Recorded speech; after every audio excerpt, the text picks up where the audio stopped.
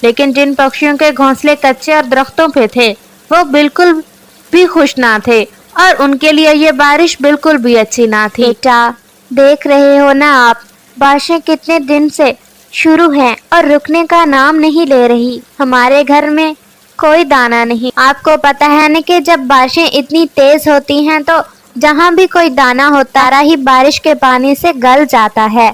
हमें कुछ करना होगा, हमें कुछ करना होगा ऐसा जिससे स्वीटी चिड़िया और उसका बेटा भरपूर मेहनत करते हैं।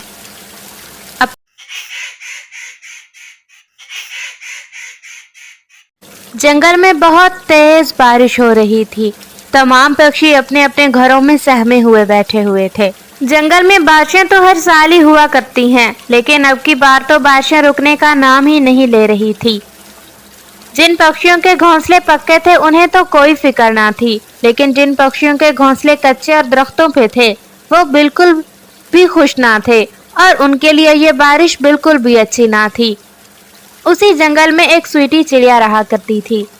जंगल में लगातार बारिशें होने की वजह से तमाम पक्षी बहुत परेशान थे और तमाम पक्षियों के घर दाना तकरीबन खत्म हो चुका था और इसीलिए वो स्वीटी चिड़िया भी बहुत परेशान थी और अपने घर में सहमी हुई बैठी हुई थी। मामा, क्या हुआ है? आप इतनी परेशान क्यों हैं? बेटा, देख रहे हो ना आप, बारिशें कितने दिन से शुरू हैं और रुकने का नाम नहीं ले रही। हमारे घर में कोई दाना नहीं।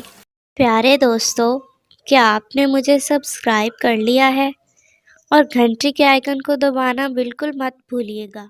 और कहीं से कोई दाना लाने की भी कोई उम्मीद नहीं, ना ही मिलने की। आपको पता है ना कि जब बारिशें इतनी तेज होती हैं तो जहाँ भी कोई दाना होता है वो सारा ही बारिश के पानी से गल जाता है और उसमें कीड़े पड़ जाते हैं।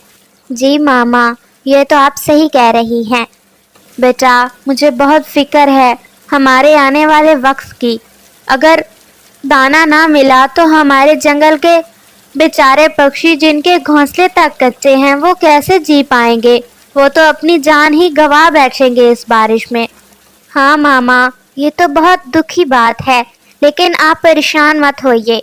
हमें कुछ करना होगा, हमें कुछ करना होगा ऐसा जिससे हम अपनी भी मदद कर सके और जंगल के दूसरे पक्षियों की भी।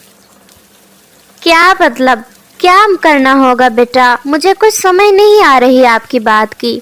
मामा, आपको पता है ना कि तोते अंकल है ना, वो अपने पास बहुत सी फसलों का बीज ज़ख़ीरा रखते हैं।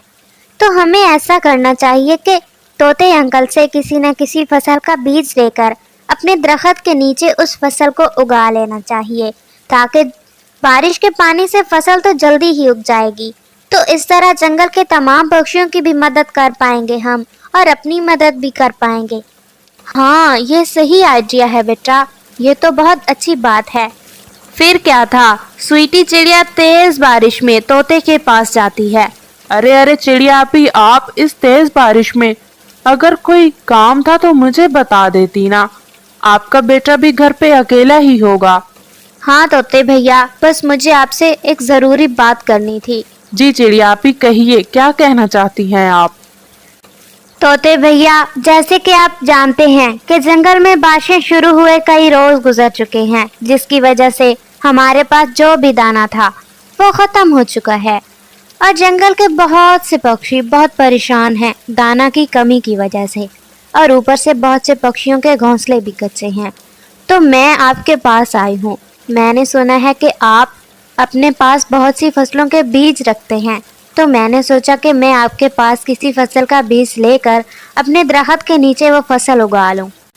अच्छा चिड़िया आपी, ये तो बहुत अच्छा किया आपने, लेकिन इसमें बहुत मेहनत दरकार होगी।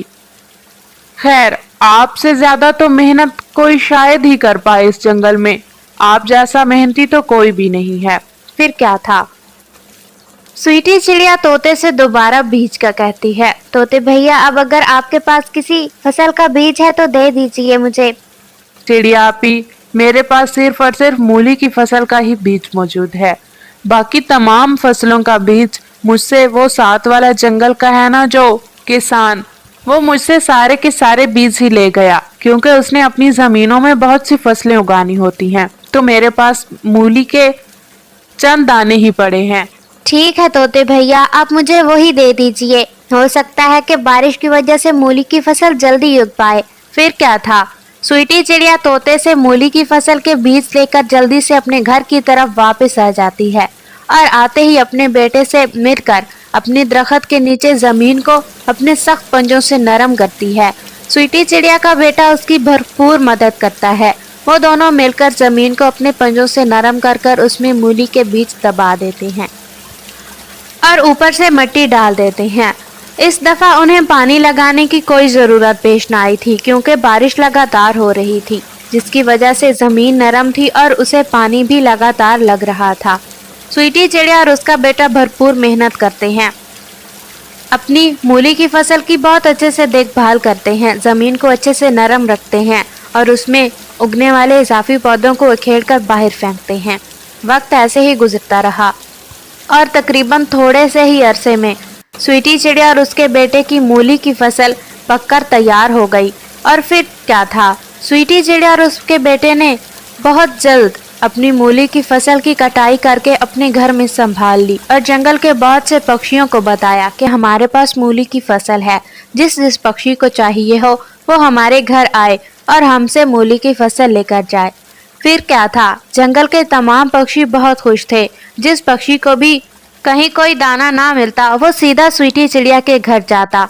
बारिश तो अभी भी लगातार ही हो रही थी, लेकिन अब हालात कुछ बेहतर हो चुके थे क्योंकि स्वीटी चिड़िया ने तमाम पक्षियों के बारे में सोचा और तमाम पक्षियों के मसाइल का हल सिर्फ दाना मिलना ही था।